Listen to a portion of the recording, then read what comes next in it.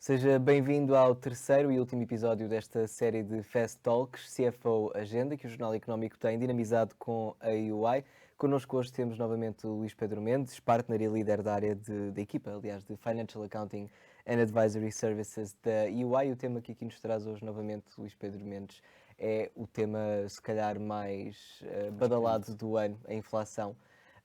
Nós falámos brevemente disso no primeiro episódio destas Fast Talks, como um dos desafios que estes CFOs também enfrentam, até porque naturalmente para as contas das empresas é um tema em peso. Como é que olha para todo este cenário inflacionista? Inflacionário, aliás. E antes de mais, bem-vindo novamente. E eu é que agradeço novamente o convite.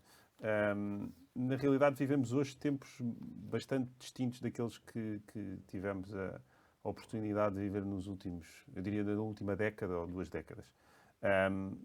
Temos níveis de inflação desde sensivelmente o último trimestre de 2021 e durante todo o 2022, níveis de inflação históricos, muito devido às questões do contexto macroeconómico e geopolítico, desde a disrupção das cadeias logísticas, a política de Covid-0 da própria República Popular da China. A inflação vinha antes da guerra. Exatamente. Há dados que mostram isso. A guerra só veio agravar aquilo que já era uma tendência inflacionista devido a esta questão da disrupção das cadeias logísticas, aliada também a um excesso de liquidez existente no mercado, muito por culpa ou inerente à poupança das famílias durante o período de confinamento, mas também aos tensos apoios governamentais que foram dados às famílias e às empresas, que injetaram muito dinheiro na economia e que hoje criam uma pressão inflacionária.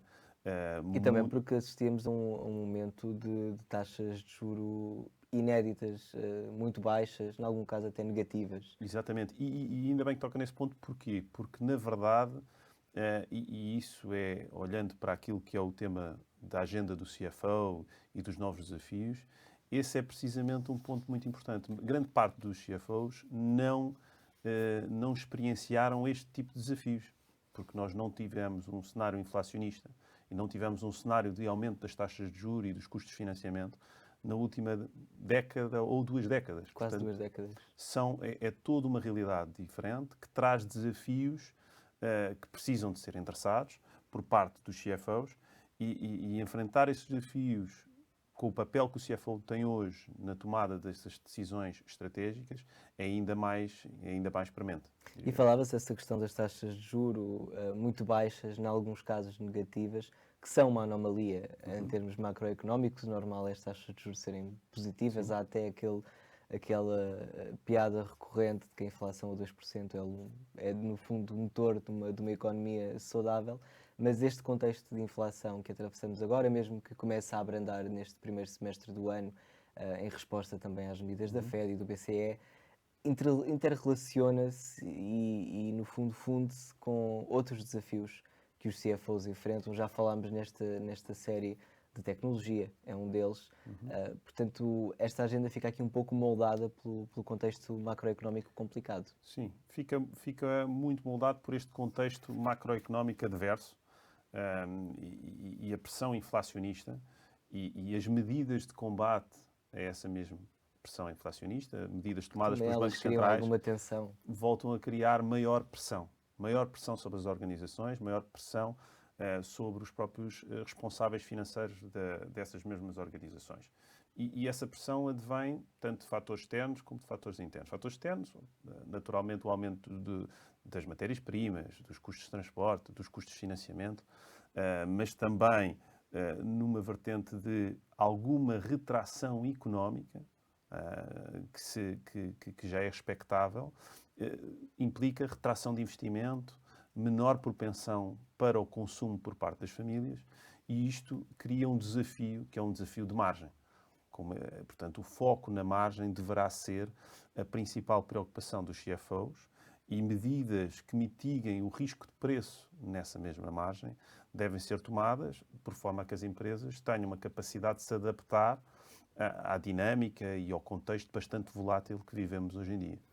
E Neste contexto, que não é só difícil para os CFOs, mas imagino que para todos os executivos de uma empresa, que medidas é que devem as organizações e os próprios profissionais tomar para conseguir encarar as dificuldades que isto traz para as operações diárias, imagino? Eu diria que não há uma receita única, Claro. não é?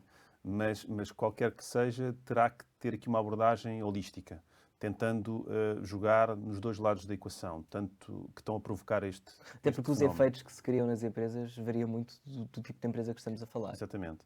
Há umas que são só afetadas por parte desta pressão inflacionista do lado da oferta, outras do lado mais da procura. Ou E, outras portanto, do lado do financiamento também. exatamente. E é preciso, então, endereçar, diria eu, de uma forma holística, mais uma vez, tudo aquilo que são os diferentes fatores que estão a influenciar essa pressão. Desde logo, a pressão sobre a margem. Portanto, aumentar a resiliência da margem do negócio. E isso faz, tradicionalmente, com maior transparência de custos, com redefinição dos modelos de pricing, até com a alteração dos modelos de performance da própria força de vendas, incutindo aqui a questão da margem nos objetivos de performance, para que os objetivos, em termos de negócio, estejam alinhados com o do próprio departamento, e também algumas medidas de proteção da margem na renegociação dos contratos, tentando passar o risco de preço e de preço das matérias-primas e das commodities precisamente para o consumidor final. Por outro lado, aquilo que sempre foi um foco dos próprios CFOs, que é o controle de custos. Portanto, ainda mais premente, falava dos custos de financiamento, ainda se torna mais premente tentar gerir esse controle de custos através, muitas vezes, Consolidação. através de consolidação, através de olhar para a centralização do processo de compras, olhar para o departamento de procurement, para aqueles em que já existem, e introduzir análise de dados para tornar mais eficiente e otimizar as poupanças de custos, mas também, Celebrar as atenções da auditoria. sim, e também sob a estratégia de proteção e cobertura do risco de liquidez. Esta estratégia de gestão do risco de liquidez parece simples, gerir a questão da tesouraria, mas para além de ser uma situação crítica neste momento, é bastante complexa. Ter transparência naquilo que é a minha posição, a minha situação líquida, controle sobre essa situação líquida e gerir o working capital e a gestão de cash é crítico hoje em dia, não só para fazer face a este tema de liquidez, porque as empresas naturalmente não poderão viver com planos de tesouraria anuais ou trimestrais. O mercado hoje em dia é tão dinâmico e tão volátil que não permite que eu faça uma gestão antevisão a 5, 10, 15 anos, como antes se fazia. como antigamente. Exatamente. Portanto, é necessário antecipar, é necessário ser mais ágil e nós, do nosso lado, temos apoiado algumas empresas precisamente a fazer esse caminho, tornando-as mais ágeis na capacidade de resposta, mas também mais resilientes, que no fim do dia é isso que se pretende. Luís Pedro Mendes, uma vez mais, obrigado por se ter juntado a nós Obrigado. nesta Fast Talk.